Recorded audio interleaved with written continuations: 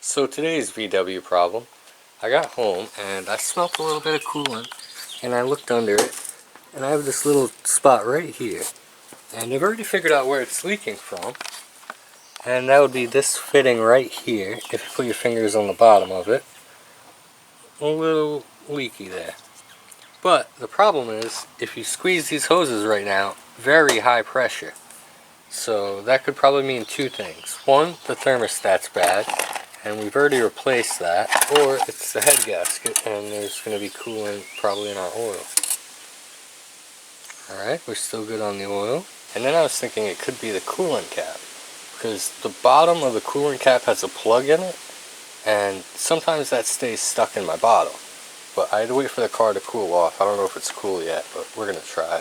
So I guess what happens is the pressure vents out of here and then goes in this little hole over here, out here. So when you squeeze it with your thumb, you see how that moves? And that's supposed to vent the pressure. See? So when that happens, I don't know if that means your cap's bad. So I just got back from the parts store getting the coolant cap, and the hose does have a lot of pressure on it again right here, and it is wet right there. So this might be my problem. Pretty sure that's my problem, and it's not going to be the head gasket or the thermostat. I just needed a new cap.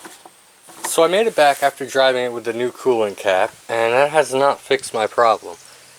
We were still building a lot of pressure, and right at this clamp, you can see there it's a little wet. So I've already replaced the thermostat when that failed, and I've replaced a lot of other cooling system parts if you've watched this.